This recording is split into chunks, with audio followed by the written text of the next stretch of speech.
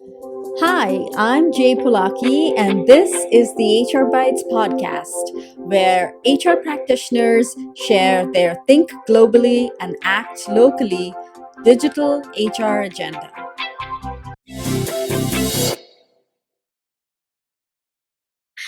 Hello, everyone. Welcome to the HR Bytes podcast and wadcast. We are on all your favorite podcast channels and YouTube.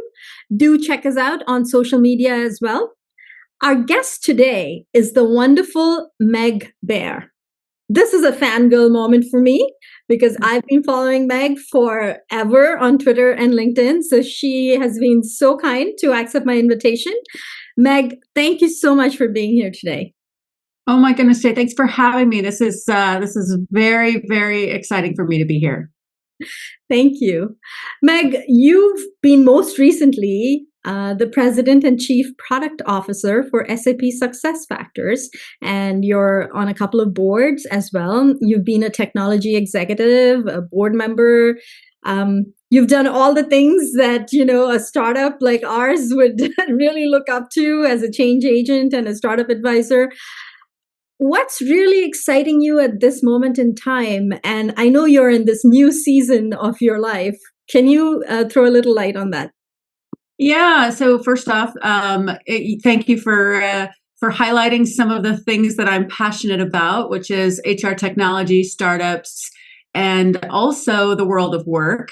What I'm doing right now is a little bit more introspective and a little bit more personal, doing a bit of a sabbatical time, regrouping a little bit on my own thoughts, where I see innovation going, and getting a chance to talk with exciting people like yourself and others that help me really ground in where's innovation going and what does that mean for us as both humans and as people that care deeply about the experience of work. And so what I've been thinking about is everything in between those two spaces of what does it mean to be human and what does it mean to work. And I've been really, really pleased and honored that I've had the great opportunity to talk to a lot of really cool people as part of the sabbatical as well. Well, that's really good to know. So I can plan better too for my sabbatical. So thank you for sharing that. Meg, we've been talking a lot about automation and AI in the HR function of late, and this season of our podcast is dedicated to those topics as well. In your experience, how do you think we should be approaching automation and AI in the HR function at this moment in time? And my question is two-pronged, of course. How do you think HR leaders should be preparing our function, the HR function, for this increased use of automation and AI? Yeah, so I think that most everybody is both excited and terrified about this kind of moment in time where we can all feel things are changing, but maybe we're not exactly clear which of the changes are going to stick and which of the changes are going to turn out to be a very terrible idea. And so I really like to encourage people to think of this a little bit more broadly. And if I were to give a few hints of how I see this innovation going. So yes, there's a lot of opportunity for automation to make the world of work better, both for HR practitioners and for the people they serve, the business owners and the individual workers across any industry, across any domain. But I think we all recognize that we're also in a bit of a frothy time, right? Where we don't really quite know what's going to happen with regulation, what's going to happen with privacy, which of these ideas are going to turn out to have been a terrible idea. And so what I really am thinking about more is investing in the things that we know are sustainable. And that is culture to think about this as an opportunity to learn, the opportunity to experiment, the opportunity to change things that maybe aren't working for us. And so that really requires a lot more curiosity and a lot more ability to ask ourselves questions about things that we know and we believe to be true because they may not be true in the future. The other thing I really encourage is to think about data capture. If you really want to leverage the value of automation, and artificial intelligence, then understanding the data that will be used to build on those tools becomes even more important. And so really asking yourself, are we capturing the right data to help us make better decisions in the future? And then lastly, I would really encourage everyone to take a moment to get more grounded in the reality of your business. What is the important part of your business? Who do you serve? How do you serve those customers and those stakeholders?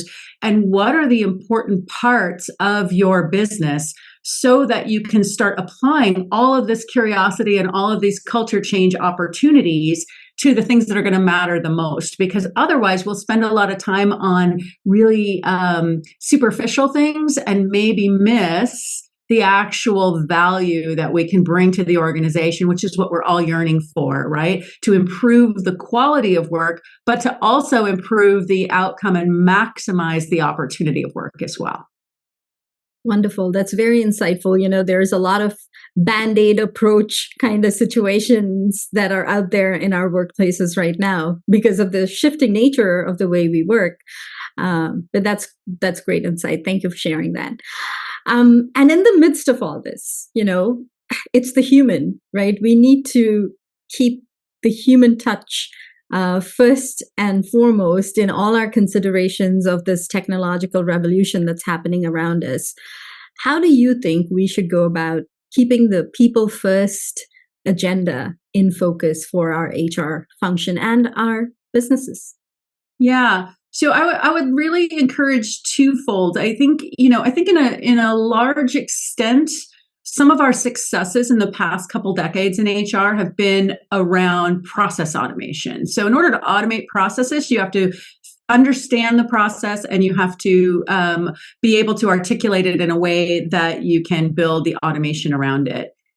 What I would encourage us to think about now in this human touch is co-creating and changing process to really ask ourselves what is and isn't working, and to learn from that automation that we've done in this sort of process heavy way. Ask ourselves, is it serving the business needs or not? And so when you think about turning that into a human driven piece of value, you need to get much more close to the humans that you're serving with that automation. And I encourage HR leaders to do this across two folds. One, the end user population. We've been investing in the last decade on, employee feedback surveys and pulse surveys, and we've been looking at these as sort of high level macro things. I encourage us to start thinking about these as incremental opportunities to make shifts as we learn new things and ask ourselves what is and isn't serving us. And then again, at the broader level for the business, HR has been yearning for a seat at the table and it's really invested in creating that opportunity. But that seat at the table really needs to change. It has to go away from something that we want for ourselves and turn into something that we want in service to the business. So really challenging ourselves at the human level about what does it mean to be a business partner? Who in the business are you serving? And do you really understand what they need? And do you really understand the pressure they're under? So not to try to go convince your business leader that they need to care about your diversity initiative or your skills initiative or whatever, but to spend more time listening and asking the questions of what is it that's really getting in their way of being effective and how can you be a better business partner? So really thinking about the humans are really people that you're building relationships with and asking how can you serve them better, not to throw away all the work we've done in process definition, but to challenge ourselves that maybe some of those processes need to evolve with us as our business is evolving. Great. Well, this whole AI phenomenon is all around us. Anything you pick up, like I picked up the recent Sherm's HR magazine, and it's AI and human intelligence. And it's all around us. And in fact, some of the CEOs have even gone on to say and predict that AI will be smarter than humans in 5 years before 2030. It's this whole robots are going to kill my job or take my job kind of situation, and the fear is rampant in all industries across all levels. What do you foresee for HR in 2024 and beyond? I know I'm asking you to look into a crystal ball. No, I love it. I love it. So I do love this question of singularity of when does AI become smarter than humans.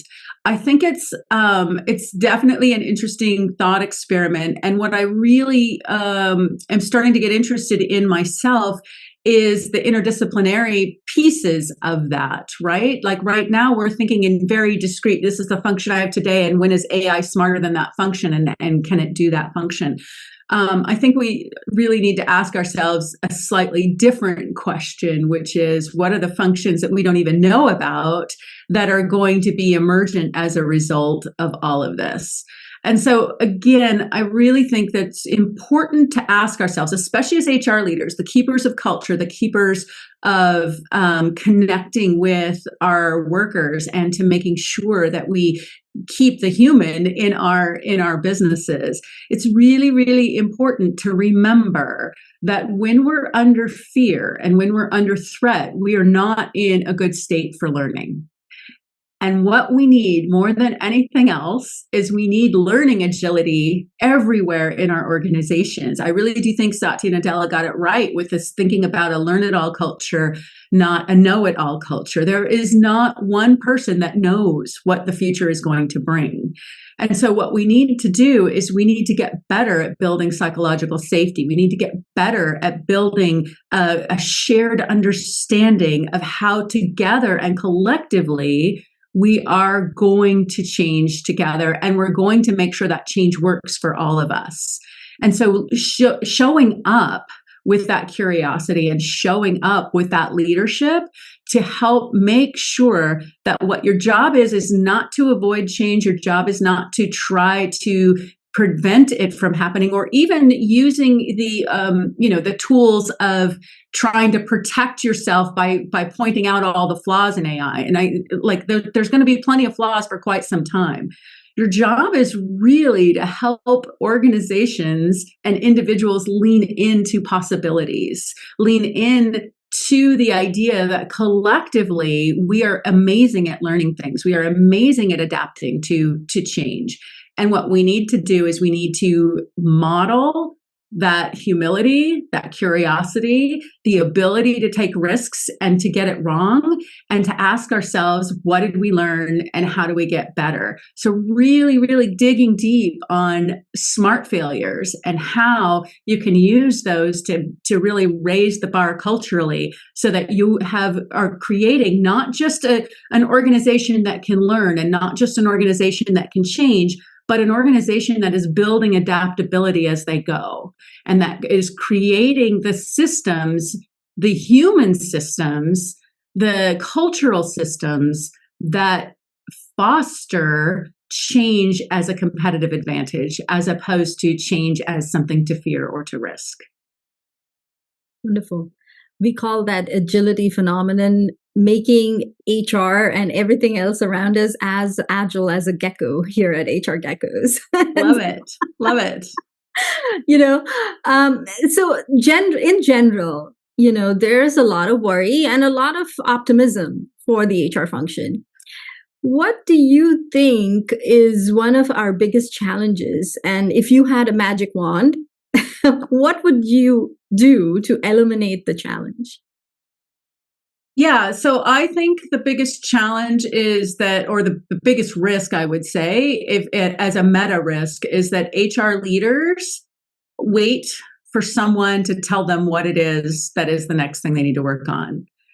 I think HR leaders need to build new skills and roll up their sleeves and sit down with their business partners and co-create the important things to work on, so that every person gets, gets better together in the direction that matters the most for the business, because it's going to come at us fast and furious, and we're going to struggle with prioritization, and we're going to struggle with how we can manage. And the thing that we're not talking enough about is the expectation is that all of this is going to be cheaper, that it's going to take less people to do all of this, and that it's going to take, so much less that there's a real belief that it's going to all go to the bottom line. So every board and every shareholder is really looking for that shareholder value return.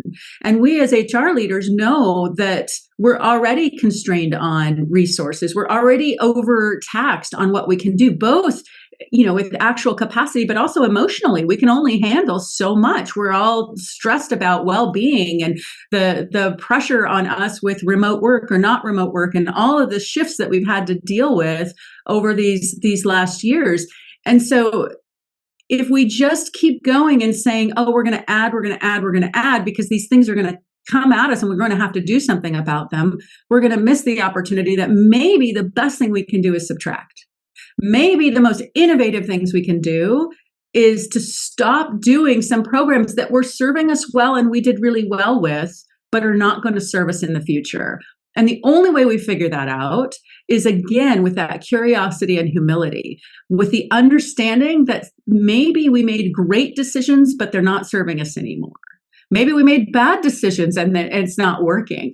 Either way, we have to get better at figuring that out quickly and adjusting and adapting ourselves, but doing it in concert with the business so that we're not trying to sell our programs to the business. We're helping support what the business needs with our programs. That's going to be the piece that is going to make or break us, because otherwise we're just going to collapse under the pressure of it all. Words that I cannot say better. Yes, definitely. What's one piece of advice you have for HR professionals who are looking to adopt or learn new technology in 2024 and beyond? Yeah, so my biggest piece of advice is don't do it alone. My biggest piece of advice is collaborate with others, either within your organization or outside of your organization. Forge alliances with other parts of the business that might have proficiencies in areas that are closer adjacencies to the tools you're going to need.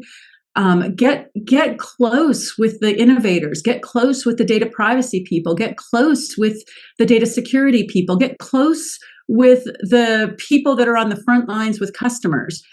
And don't just get close with them in the standard, this is what HR does, this is what you do. Get close with them as humans and say, hey, I'm trying to learn new skills. What have you learned? What is the greatest tip? I will tell you, I've had several moments in my life where there's been a very jarring disruption. One really great example was when PeopleSoft was acquired by Oracle. And this is back in the day before anything was in the cloud and before there was, these, like any acquisition is complicated, but this one, they actually sent you your job offer, like whether you were going to have a job or not, through Federal Express. So you were literally waiting for an envelope to arrive at your doorstep. So it was super stressful for everybody. And then, of course, the systems integrations were very, very painful, et cetera. But what I learned in that is the way we all got through it and the way we got to understand what was needed of us was that we worked together. We didn't expect that each of us read every single page of the manual. We asked ourselves, hey, who's the best person that understands how the benefits transition should work? How do we ask them? Who's the best person that understands how the new email system works? Again, this is exactly the same today. There's going to be a lot coming at us. Quit trying to pretend like you're the only one that is going through this. Everyone is going through it. Forge some alliances, make some friends, and learn some things together so that it's not all on your own shoulders. Wonderful. That sense of community, so pivotal in today's And workplace. it really helps with the psychological safety. You realize you're not as dumb as you think you are. You're not as smart as you think you are. And both of those insights are really important to your own growth. Absolutely. So that brings us to our question connection portion of today's conversation, which I love because we have music and podcasts and all the other, delightful things that we HR folks love. So we can connect better with the HR Bytes audience and they can get to know you as a human, like you said. So who is one person you gained in your network in the HR technology space or in the HR space in the last year that you think we should connect with? Yeah. So these aren't people from just this year, but they are people that have had significant shifts in this year. And I really want to highlight. So I have two. The first one is one that anybody in HR tech should know. If you don't know Amy Wilson, you are missing out. Honestly, someone that is not only a good friend, but someone that is the most innovative person in HR technology. And I have so many innovative friends in HR technology, I can't even tell you. But what's exciting about Amy is that she's just starting a new chapter herself. And she's described her role as Chief Explorer of Possibilities. And I believe we all are going to learn a tremendous amount from her. And then my second person is somebody that I've been a fan of for years, Brian Solis. He is in the process of writing a new book. His one of the ways that he describes his job description is a digital futurist. And I'm finding he's doing a really great job of both experimenting and distilling the intersection of AI and technology with business and, sort of practical application. So I think the combination of both of those are people that I'm going to be watching, and I encourage you to watch as well as people to learn from. Wonderful. We'll link their LinkedIn accounts in the show notes for our audience as well. What's your favorite HR podcast or HR technology related book? Yeah, I'm going to go again with two big things I've been thinking about lately. I'm certainly still in the exploration of amazing podcasts, and there's so many, this one included, that I'm just honored to know about. But I'm going to bring two books forward because I think they'll be really helpful to people. The first one is a woman that I admire, amazing woman, Joanna Bloor, who wrote a book called Tales of Potential, the Cinderella story you haven't heard. And I have been really interested in potential. Of course, Adam Grant has a great book on potential as well. I really believe that what we need to look for in the future is more about potential and less about skill because of this rapid change. And I think that Joanna's got a really important way to look at it and an important story to tell. And then the next big one, I think, is one we all need to be thinking about more. And this is Alex Soojung-Kim Kang, and the book is called Rest: Why You Get More Done When You Work Less. Again, I really believe we all need to ask ourselves about subtracting, not adding, and really investigating our own habits in this changing time of work. So both of those, I encourage all of us to ask ourselves some new questions. And I think those books are really helpful to that. Wonderful. If we were to have an HR playlist for working from anywhere, what song would you add to this list? Yeah, so love the music one. I'm so inspired by music, and we should have an HR playlist. So let's actually make that, please. And I would happily subscribe. I'm going to go with, and I've got tons of songs I would add, but the one I would add for this group is Michael Franti's Work Hard and Be Nice. I think it speaks to everything that matters right now, which is it's time for us to connect at a human level and build strong relationships with each other. Wonderful. Well, we'll link all this in the show notes. So, audience, do not worry. It'll all be there for you for the future. Meg, do you like working remotely or in a specific physical location, or do you like the hybrid setting? So I am so curious about this entire conversation. Um, I will say that for deep work, I like working remote. And for connecting with people, I like working in person. So that puts me closer to hybrid. Again, I've always had global teams. So for me, it has never been an option to be 100% in the same location with everybody that has worked for me. And I think I'm a little bit tuned to that as a human. But I do think that environments really matter. And so it depends on the type of work. So I'm much, much more focused on making sure that we all have both agency and the ability to think about flow in how we work together and how we build relationships and connections with each other. Because the problem with if you're only ever by yourself or you're only ever remote is you need to have an entirely different strategies for building relationship connections, not just work connections, not just task connections. And so I think that it is incumbent on all of us to ask ourselves, how are we building sustained relationships? It does not matter exactly what tactics we use, but we need to be taking that part seriously. Wonderful. And my last question question is, how do you enjoy giving back to the HR community specifically? I know you do a lot of philanthropic work, but specifically for the HR community, is there a way like that you like? Yeah.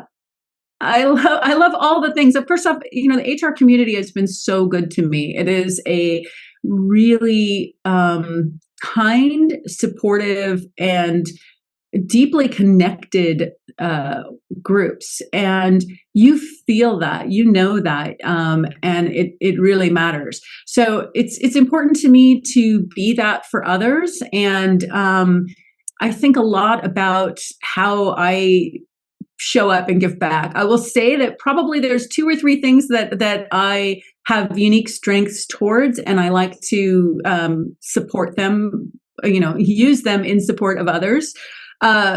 First is humor. I love humor, and I think one of the roles in my life is to help make sure we don't take ourselves too seriously, and I try to role model that on the regular, because I think in this time where things are hard, it is important that we connect with each other, and humor is a great way to do that. But on the other side, I'm a strong distiller of ideas. I do a lot of reading. I do a lot of thinking. I really do believe that for me, thinking is a little bit of a hobby. And Adam Grant calls this being a sponge, and I take that role very seriously. So I try to use that distillation gift that I have, and bring those ideas, connect those ideas together for people, so that it's easier for them to kind of see where I see innovation going, and also where I see great ideas coming together. And I like to do that across a broad spectrum of things. But I think that in the HR discipline, they're my people, and we all care about making sure that we don't leave anyone behind, and that we make sure that we create a future that we're not embarrassed to be living in. So, so I take seriously how I can help support that mission. Well, on that note, if our audience would like to connect with you, what's the best way for them to reach out? Yeah, start with LinkedIn. It's got all the links to all the other places. I'm very, very keen on knowing more people and understanding what I can learn from them. So don't hesitate. Wonderful. Well, thank you again so much for being on today's show, Meg, and for sharing all these insights. I love all the suggestions that you have for the HR community and for the broader business audience. So thank you again for being here today. Thanks for inviting me, Jay. It was great. Listen on your favorite podcast channels and watch us on YouTube. Follow us on social. We are on LinkedIn, X, Instagram, Facebook, and Threads. Join our budding community on LinkedIn and Facebook. Ask, answer, producer, advisor,